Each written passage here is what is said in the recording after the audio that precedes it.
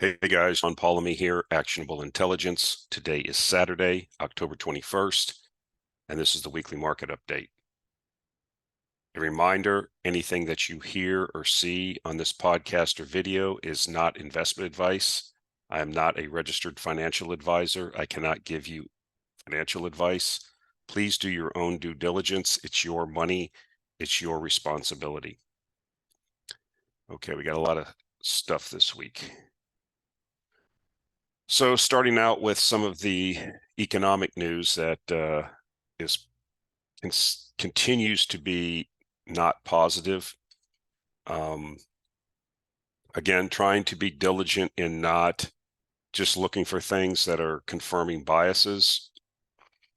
But, you know, these are the facts, right? So we have in this first chart here, Americans struggle to afford car payments. The percent of borrowers at least 60 days late on their car loans is at the highest on record.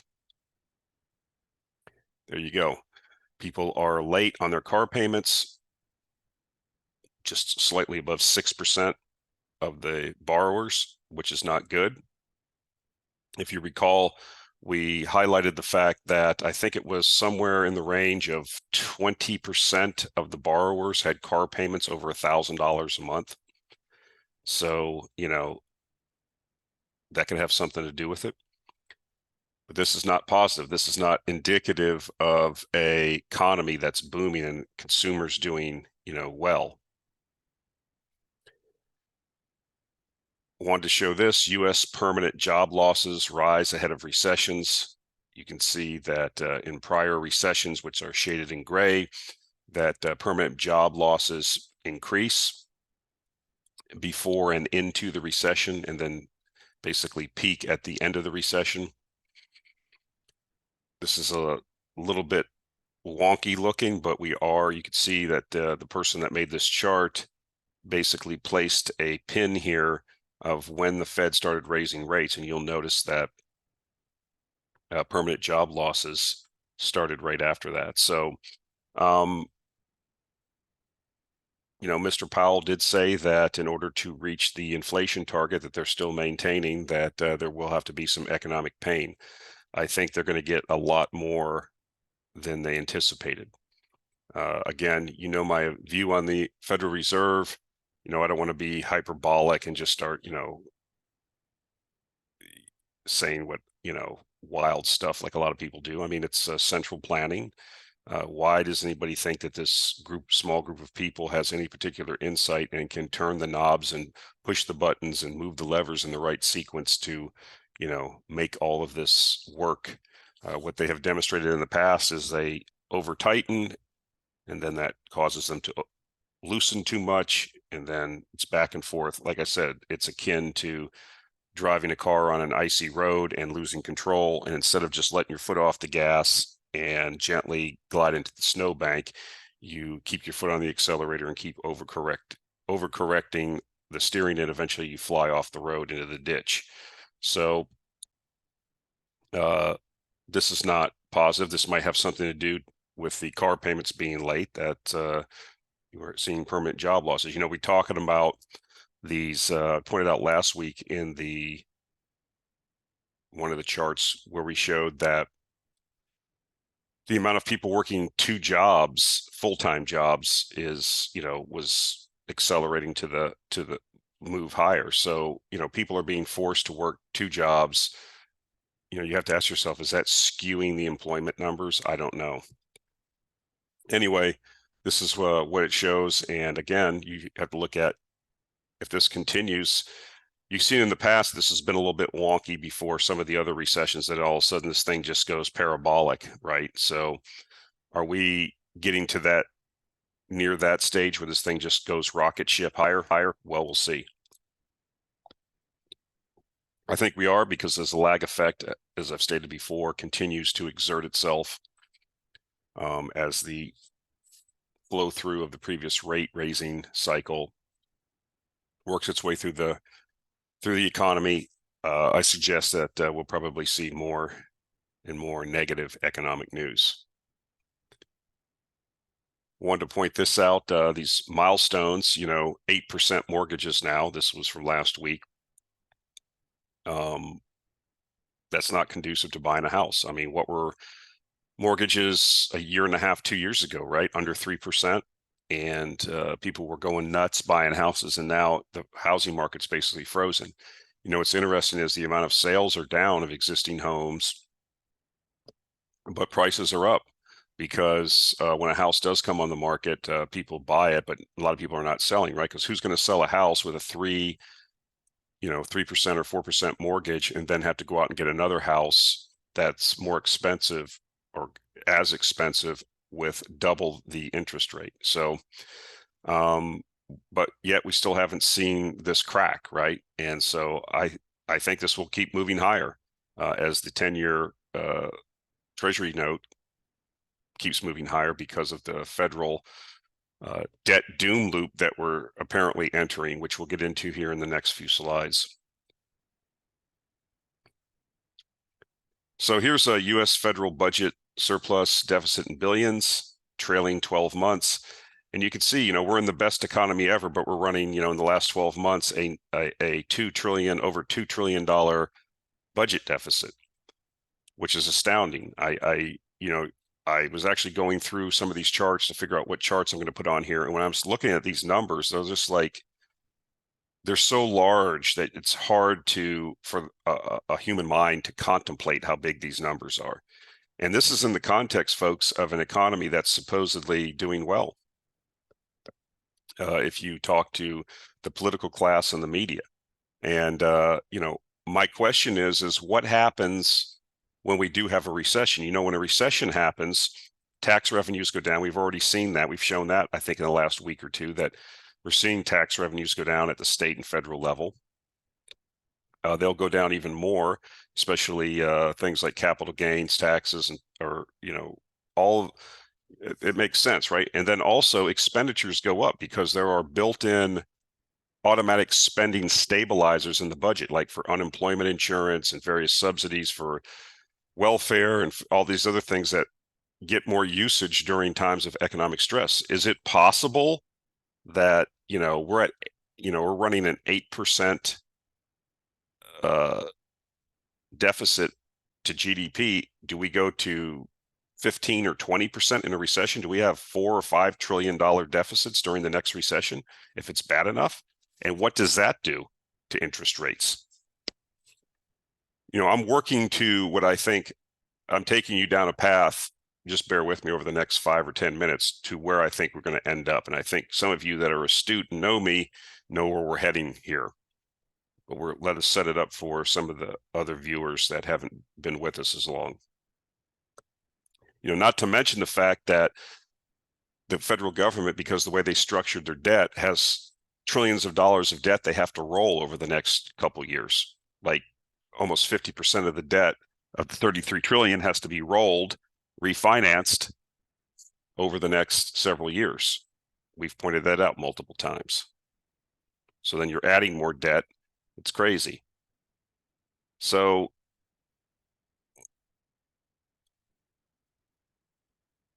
here's the stat that I keep putting out there. I think this is going to be a major news item when it comes out. You're at federal interest payments on debt are now at around $970 billion a year. It's not going to be long before we crack $1 trillion. I think that'll be like a major news item, that the interest on the debt is $1 trillion. And then you'll have a bunch of commentary around, wow, interest on the debt's just overwhelming the, physical finances of the U.S. government. Hopefully that conversation will start. It's too late really to do anything about it. What's going to happen, I think, is set in stone now. There's really not much that can be done except for brace for impact and take precautionary measures. But yeah, this I think will be kind of like when oil hits $100 a barrel, everybody freaks out, or, there's certain numbers like that. And I think when this federal interest payments on the debt hit $1 trillion a year, people are going to go, what in the heck's going on? And I think it'll be newsworthy. No one's paying attention. And you can see this rocket ship ride here. That's just because of the interest rates being raised by the Federal Reserve to control inflation.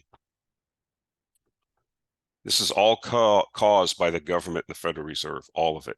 Your misery that most of the people are going to suffer over the next decade or more in this country, a lowered standard of living and just a lot of economic hardship, is being caused by your political class and the Federal Reserve. But keep voting, just vote harder. You'll fix it that way.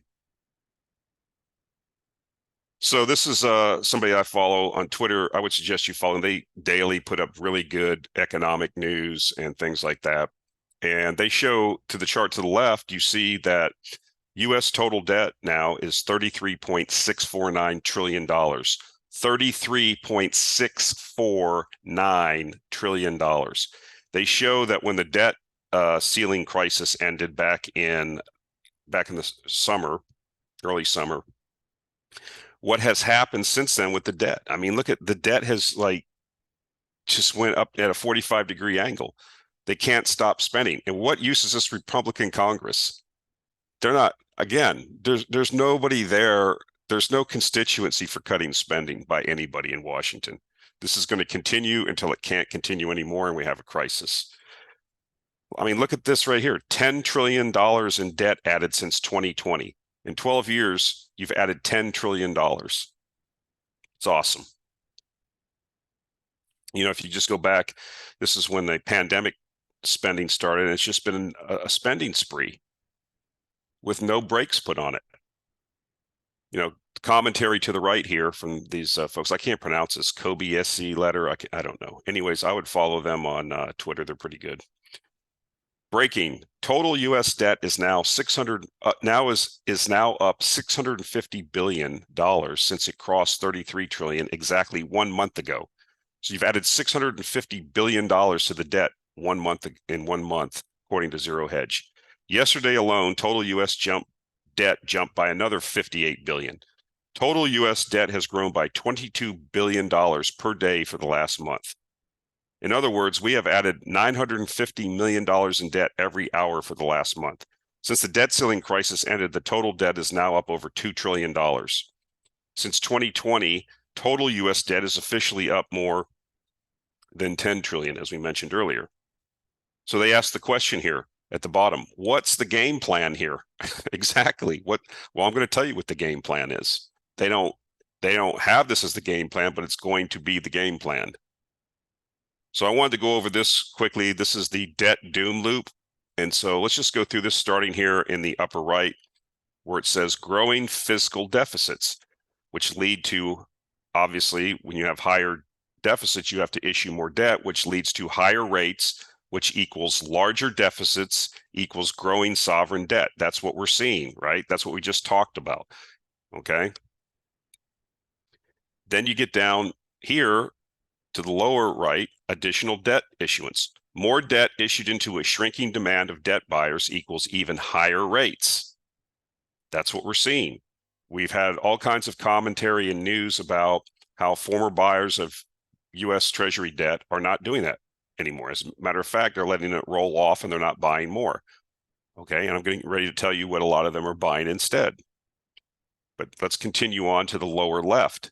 So this additional debt issuance, right? Because to entice people to buy your debt, people are looking at this. Bond buyers are looking at, wait a minute, we got a out of control. It's like somebody with a credit card. Okay, so you're running up your credit card. You're just making the interest payments on this one credit card. Now you're asking for another credit card. Okay, we'll give it to you, but we're going to require higher rates to compensate us for your irresponsibility and possible risk of default. Rising interest rates are next. Inflation equals higher rates. Sovereign debt costs more equals higher deficits. You see, it's starting to get into a feedback loop. Deficits must be financed with new debt issuance. That's where we're at. That's what we're doing.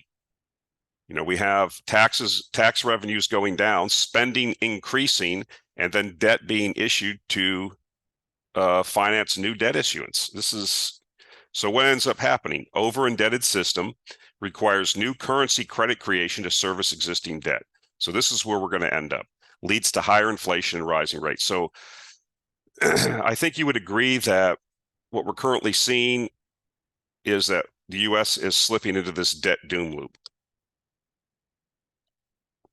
I see no leadership, nobody in Washington, D.C., no one in the media, no one's talking about this.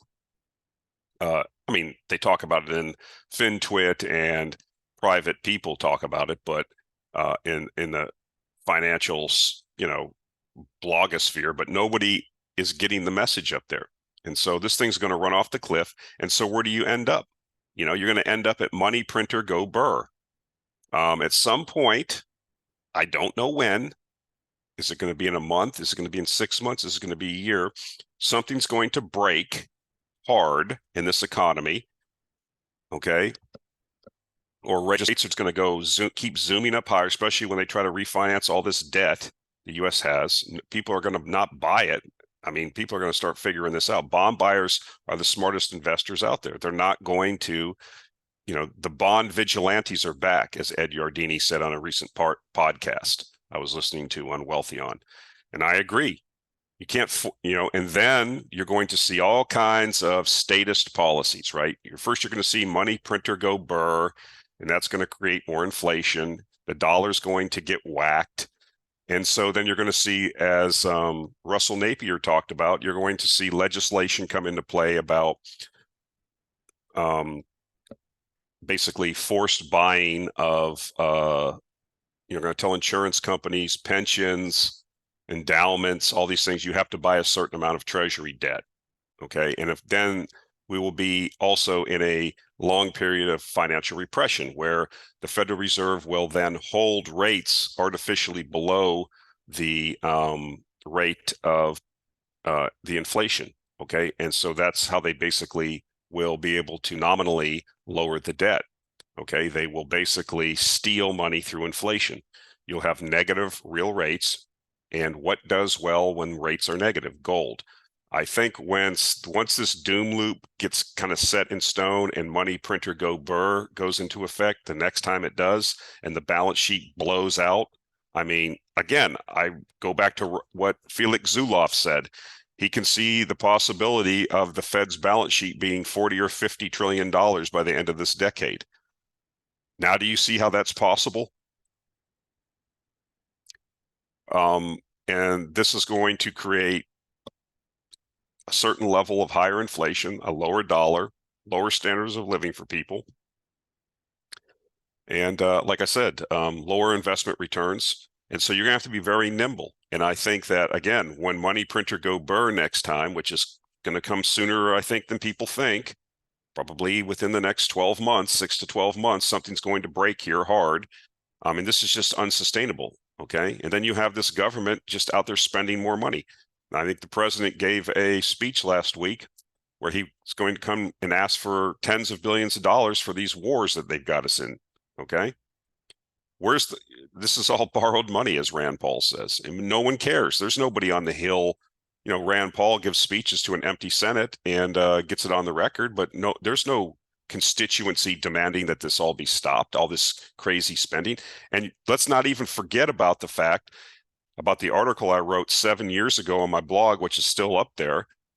Another 10,000 coming every day. Don't fear the reaper, because you got 10,000. It's a Blue Oyster Cult song, but I incorporated it into the Medicare and Social Security calamity that's going to happen over the next 10 or 15 years, which you have 10,000 people going on Social Security and Medicare every week. Or is it every day? I think it's every day, actually, okay, for the next 10 years. So you haven't funded any of those liabilities. And so, again, money printer go Brrr. I mean, this is not sustainable. And so it will continue. It won't be a problem until it's a problem. So people will ask me, well, how is it actionable, John? Well, I mean, you have to get your timing down. You have to be paying attention, because if you look at the chart that I put up the other day, the real interest rates are still moving higher. They're moving higher into positive territory. That's negative for gold. But gold has been up the last couple of weeks massively, mostly on geopolitical concerns. But I'm not ready to buy it until I see, you don't wait until real rates go negative. Once they stop going positive and roll over and start heading negative, you can, as I pointed out before on a previous video, that's when you're going to want to go. And that will be when money printer go burr. When they start cutting rates, start doing QE, then negative rates, the trend will change from positive real rates and it'll start heading negative. And that's when gold and commodities and everything are going to fly, in my opinion. Because I think you're going to see unprecedented amounts of QE, and I think when they cut rates, it'll be very quickly, because it'll be precipitated by some type of crisis in the banking system or the federal government, or these rates just keep climbing. I mean, the bond market's demanding higher rates because the bond market sees this, okay? Now, don't confuse short-term treasury bills with longer-term treasury bonds. I'm still an advocate for, buying treasury bills. There's no reason not to take the over 5% short-term yields while you can sit in a money market fund and get over 5%, but you have no duration because the bills are such short-term, right? They're 3, 6 months, whatever. They're not affected by the price of the bill doesn't go down when rates go up. That only affects the longer term. As you go further out on the duration curve on time, that's when it affects it. So I'm content to sit in cash. I have my list together of my gold stocks. Okay. I'm not ready to buy yet. I'm on the starting line and preparing, and I'll be pulling the trigger at some point because I think there's going to be a tremendous bull market in these gold stocks. I mean, even if you look at a chart, I was listening to Crescat Capital. They do their weekly or bi-weekly hour, 2-hour long video. And they were showing a chart up there about the gold price relative to gold stock prices. And it's just such a big divergence, right? And so, like I said, gold stocks really haven't been reacting to this higher gold price because I think it's kind of temporary for right now based on geopolitical situation, okay? We'll see if it breaks through 2,000 or makes a new high. It's possible. I mean, if things go into World War III, which I'll talk about later in this video, we are in World War III. It's just not as hot as the previous world wars yet. But then you could see a spike. But I'm going back to the well on what has driven gold prices and in the past, which is negative real rates or trending in that direction. So this is a very important chart that I would keep in mind. I think that if you look at the current situation, the U.S. government's fiscal situation, this is where we're at. This is what we are in. And it's just a matter of time, I think, till something blows up that forces the Fed to come in and go money printer, go burr. So we shall see. So this is from another person that I follow on Twitter, Game of Trades. They put good charts out. It says the U.S. Recessions follow curve steepenings. The U.S. yield curve, 10-year government bond yield less the 2-year one. And you see that when these curve steepenings begin, that you typically get recessions. So we'll see. Something else to follow. Again, I think everything, the data is setting up for the recession that we're going to have. And yes, I think when the government's out there spending trillions of dollars on debt spending that they've been doing, you can goose the economy, but they can't do that forever, and that's going to end, right? So at some point, and then real economic forces are going to assert themselves on this economy. So this is from Jesse Felder, another guy. Sign up for his weekly email he sends out. He sends out an email with 4 or 5 great tweets that he did during the week with good information like this.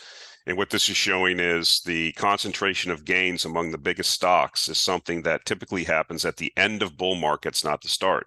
So this goes back to that whole discussion about, the 7 or 8 tech stocks that are driving the entire market higher.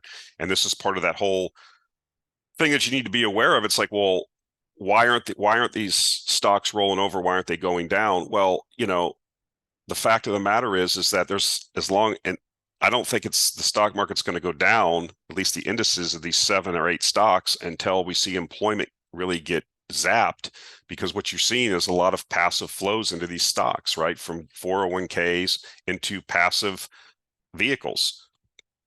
And so if Apple is the largest market cap, and your 286 a payday plus employer match goes to Fidelity into your 2040 retirement thing, it's, a certain amount of this money is just passively put in without any concern for earnings, for the fact that Apple's overpriced, that it doesn't have any new products, that its growth has slowed tremendously, because the algorithm doesn't care. It's just market cap based allocation of monies. And that works until it doesn't work, until the supply of new money dries up. And that's only going to happen, I think, drastically when you see employment get clipped and people are no longer able to contribute to these to their retirement. So we'll see. But yeah, this is what this isn't. We're not at the beginning of a new bull market, folks. Not with rates going up. This is totally cattywampus. So I found this interesting. This is the Treasury bills versus the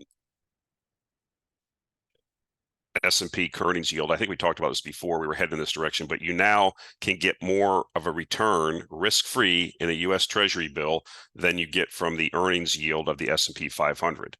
And so that is negative for stocks when people start figuring this stuff out. Hey, wait a minute. You telling me that I can get a higher return risk-free in a T-bill than putting my money, this is like a general thing. It's not going to be for each individual stock you buy, but for, this at the margin does affect things.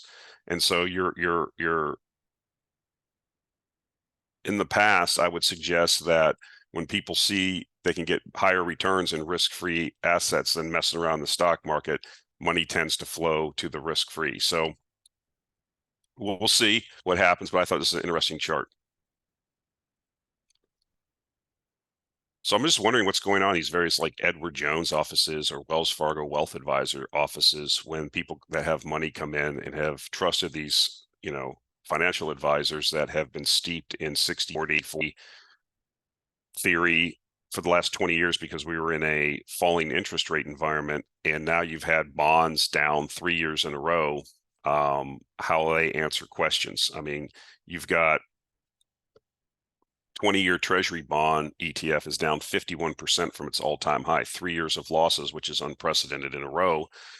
And so if you're like a retiree or somebody and they had you in these different portfolios, because the people that, do this, I don't want to bag on them, but, they just are telling the company line that comes down from the company, right? Because the company wants assets under management so they can cream fees off. That's the whole point of that situation.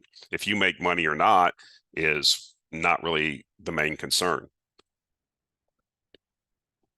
Obviously, it's better if you do make money, because then you're more apt to keep your money there so they can keep creaming fees off. This is why I think the transition from passive to active management, those that get ahead of that curve are going to do a lot better. And this is going to take, you have a mindset where you just basically threw money in to this money machine of asset management, and you got more money back because you had 20, 30, 40 years of falling interest rates. And that's over with now. We have turned the cycle. We reached generational lows. If you remember, a couple of years ago, people were saying we're at 5,000-year lows on interest rate. We had all trillions of dollars of debt trading at negative rates. That just wasn't sustainable. And so now we've turned the curve. Obviously, the pandemic was the catalyst, but would you want to be a wealth manager or a certified financial planner that doesn't really understand active management, trying to explain to your clients why their portfolios are down when you had them in so-called less risky portfolios? Because you remember, when stocks weren't performing, bonds were supposed to perform, and that was going to be the stabilizer. Well, everything's down, right? So, except for the 7 top tech stocks. So, or the small niches that we're in that somebody there is not going to put you in, like uranium or offshore services. So those are probably interesting conversations. Will we be down 4 years in a row? I don't know. The way things are looking, though, it's a good possibility.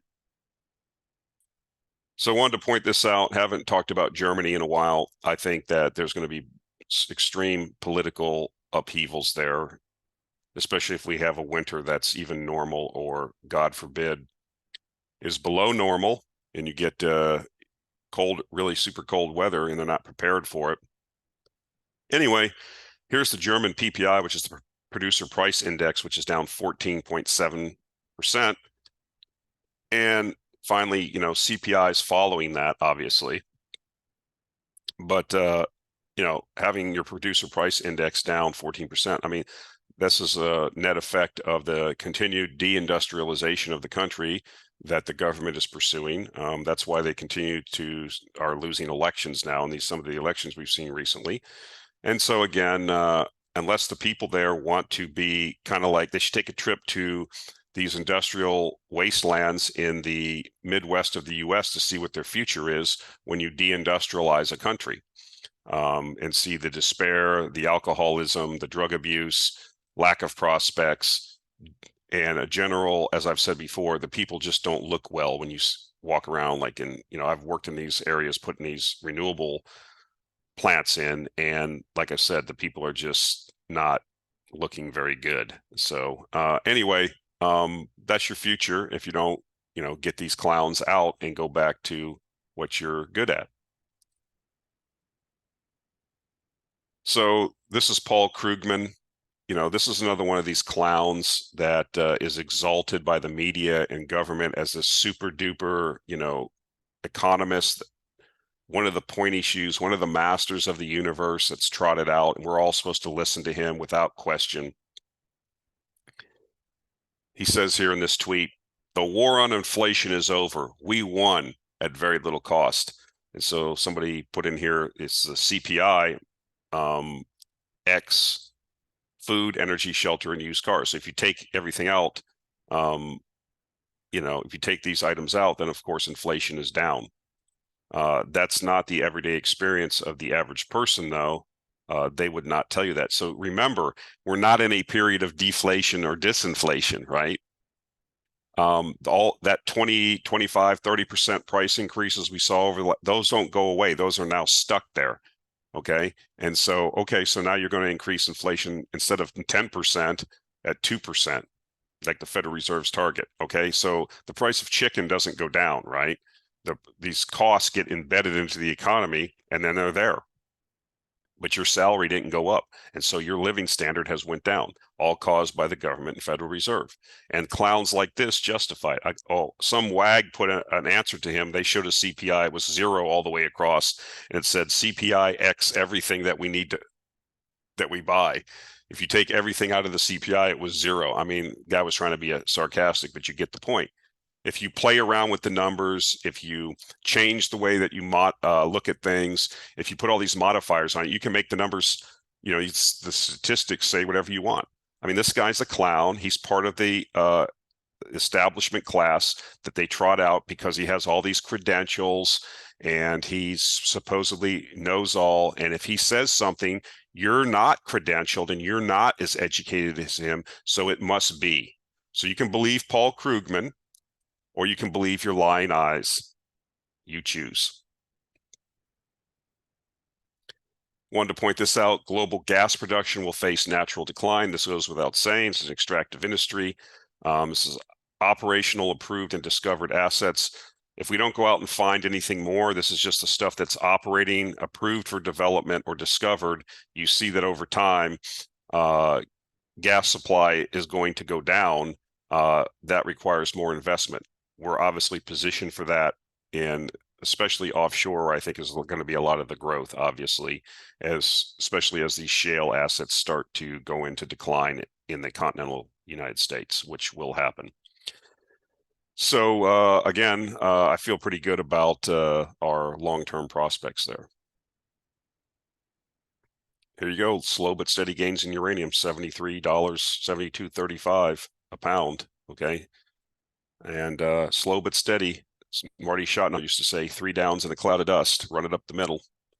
So just keeps climbing, and no change really to my view on things.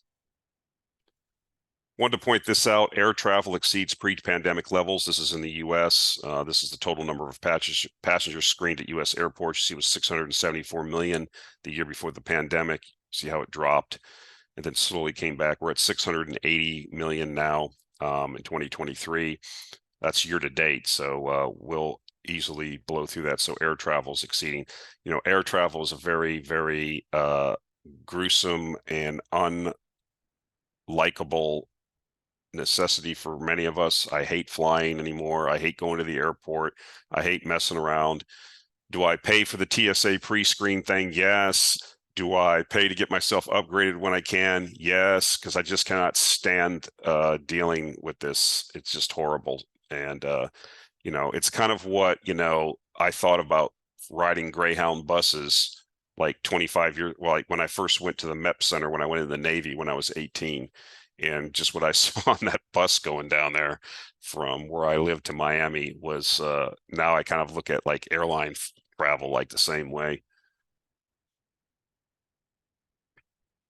Okay, wanted to point this out. This will be the time that if you don't like my commentary on politics, if you don't agree with me, this would be the time to turn it off or go do something else. I find it amazing. I just want to make one statement. People will make comments in the in the in the comments section, which I don't, unless somebody just tells a flat out lie, then I don't ban anybody. I don't kick the comments, but they'll say this guy's an idiot. Why do you listen then? I don't understand why somebody would waste their time listening when I give a disclaimer that we're going to get into this and that I know that the majority of people don't agree with what I have to say on these things, but these things do tie in to everything. So having said, I just find it kind of amusing that people, waste their time. I don't watch your things or waste my time with people that I think are clowns. If you think I'm a clown, why do you keep coming back? It does help the algorithm, so thanks for that. Commenting and telling me I'm an idiot or you don't agree with me. I don't really care, but it does help the algorithm. As long as you keep watching, all press is good press. Just spell my name correctly. So travel advisory from the State Department came out last week. Worldwide caution. Due to increased tensions in various locations around the world, the potential for terrorist attacks, demonstrations, or violent actions against U.S. citizens and interests. Alert. And I didn't get the rest of it. There's more of it down here. I find this so humorous. Due to increased tensions, who is instigating the majority of these tensions? The United States. I mean, I tried to watch, folks, the other day, the president give his, I don't know, read the teleprompter because he doesn't know what's going on. He's just, he's a derelict. His handlers made him read. And it was just a bunch of cliches and non sequiturs, and it's just the same crap that we've heard all during the Cold War. We're fighting for democracy, and it's we don't have an obligation to anybody in this world. Okay, it's unfortunate that bad things happen. Okay, now this administration has got us. Well, they got 13 people killed in Afghanistan, left tens of billions of dollars worth of gear there. That was a cluster. Okay, now they got us into a civil war, Slavic civil war between Ukrainians and Russians in eastern Ukraine with no end in sight that we're going to continue to evidently shovel money into, which is at a stalemate. Okay, they have no path to showing us how they're going to have victory. The Ukrainian super duper counteroffensive that was going to, win the war didn't. That's over with. Okay. And every day that this happens, the Russians get stronger. I read an article this week that, China and Russia, Putin just met with Xi Jinping in China at the Belt and Road Initiative. Okay, so all this stuff is happening. You don't even know about it, most folks. And, there's going to be weapons transfers now, which is is the worst fear I think that anybody would have, that this Chinese industrial juggernaut is now going to ramp up and start sending weapons to Russia. And now they're going to be sent through North Korea to kind of, say they're coming from North Korea, but that's what's going to happen. There's not going to be any shell shortages for Russia. There's not going to be any multiple launch rocket system ammunition shortages for Russia. Okay. So you got to send that with no idea how we're going to get out of this. Just keep shoveling money at it and hope that the Ukrainian army and government doesn't collapse before November 2024 election. Now you got 2 aircraft carriers sitting off in the Eastern Med, okay, in a situation that's been going on for 1,000 years or more. Why are we involved in that? Okay, well, you can answer that question yourself. We have no business there. Okay. And that has the potential from going from a little Israel Palestinian conflict to blowing up the whole Middle East, okay, which would have an effect on oil prices. Why are 2 aircraft carrier battle groups there along with a bunch of Marines? Okay, is that like to intimidate everybody else to stay out of it? What's going to happen? So you can come up with all kinds of scenarios. I'm not making any predictions. I think there's just too many potential outcomes. Hopefully, this will just be like it normally is, where it flares up and then it goes back down. But we'll see. But, people are, I think there's some people that are saying, other bloggers or other commentators, that they want to antagonize and try to get something going with Iran. Why? Why are we doing this? I just pointed out we are bankrupt. We have an open border. We have 100,000 people a year dying of fentanyl. All of our major cities are disaster areas. We have nothing else to do here. We have to go around the world. We're spending money that we don't have. We're increasing the debt, and they still want to kick something off with China. I mean, then you wonder why there's worldwide cautions for travel for U.S. citizens? Now, there's some people listening to me right now that are getting mad and saying, you don't understand. We have to do this or what? I heard this when we were in the election in West Virginia, and I was at the Republican, talking to some other Republicans there. It's a small party there, mostly Democrat. And one of the people there frothing at the mouth in the Republican apparatus there about how we had to fight them over there so they wouldn't come here. And I pointed out, I said, the Germans couldn't even cross the English Channel in World War II in Operation Sea Lion. Okay. Who's going to come here and invade us? What are you talking about? Your party, the Republican Party, along with the Democratic Party, for 40 or 50 years has led a bunch of people into this country from those areas. Why did you do that? And now you're talking to me about, we have to fight them over there so they don't come here. Who's walking across this border right now? You see it in Europe. You see all the demonstrations in the major cities with all of the Arabs they let in. Okay.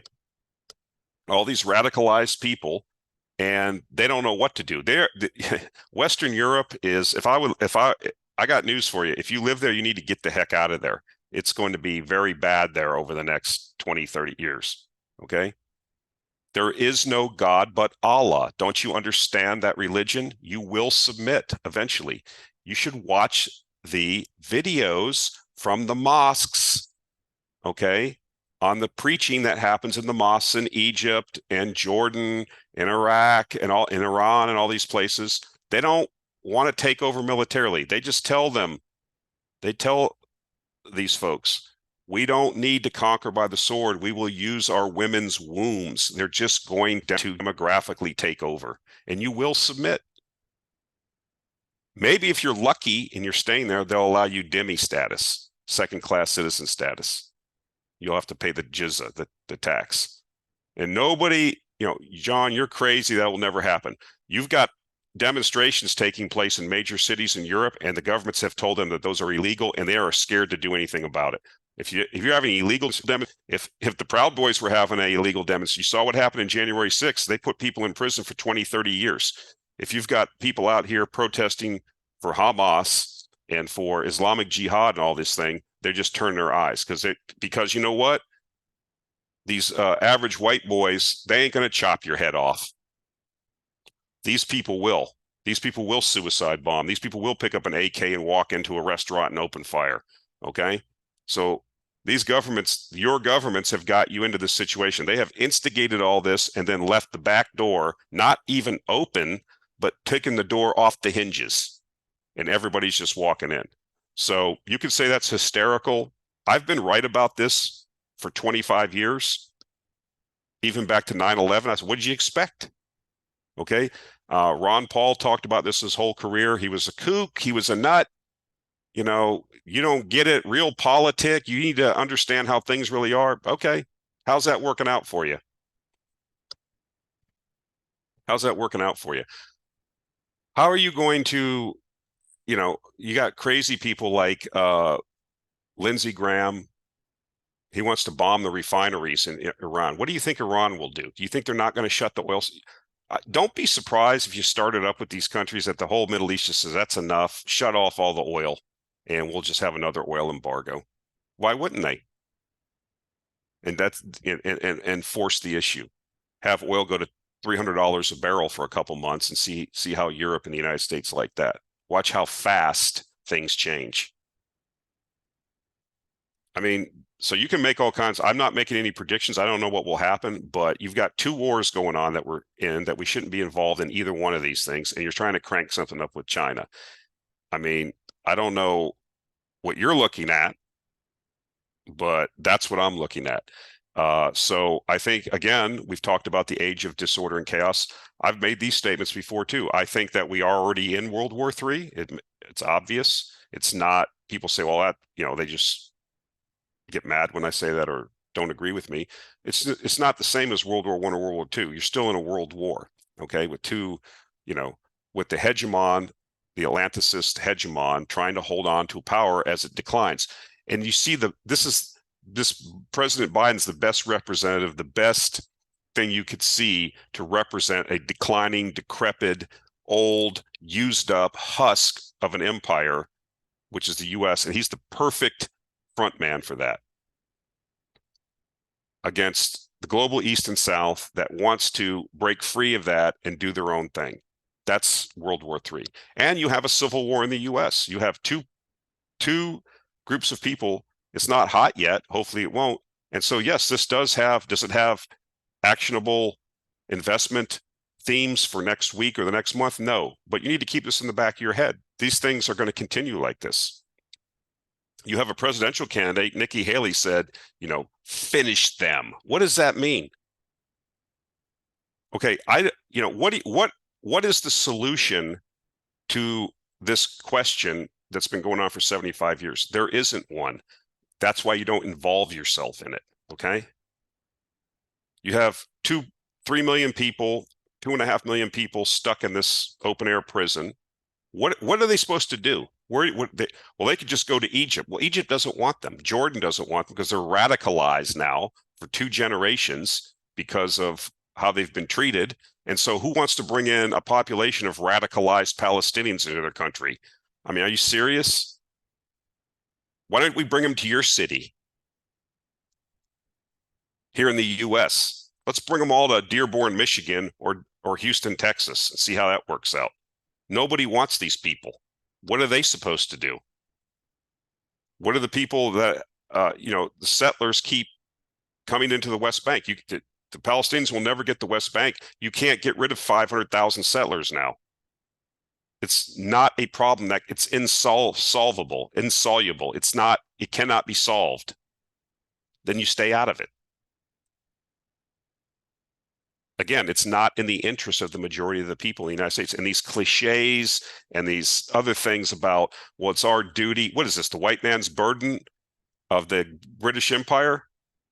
We don't have any obligation. We have 2 moats around us. Nobody's going to do anything to us. We should concentrate on fixing our own issues here because we're going to be in a situation very soon here, I think, sooner than people think, where we're just not going to be financially able to do any of these things. And that's really been the fall of all empires. Now, a lot of people, for whatever reason, ideological, philosophical, head in the sand, inability to critically think, they'll say that'll never happen. They actually go along with what the president says. He makes these statements. We are the United States of America. Come on. We can do whatever we we can solve any problem. That's just not true. It's never been true, and it certainly isn't true now. And people need to realize that. We're going to have to get used to that. Okay, guys, that's it for this week. Again, thanks for the updates. I think we're heading in, again, I've said it before, rig for heavy weather. There's going to be opportunities. They're going to present themselves. That's why you should have a subscription to the Actionable Intelligence Alert newsletter. We have identified these issues, and we've identified ways to take advantage of it, and we have done fairly well. So I think people that are subscribers, a lot of folks are pretty happy with the results. Do we get everything right all the time? No, no one does. That's impossible. But we get more things right than wrong, I think. So that's available to you. All right, that's it for this week. We'll talk to you next week. Thank you.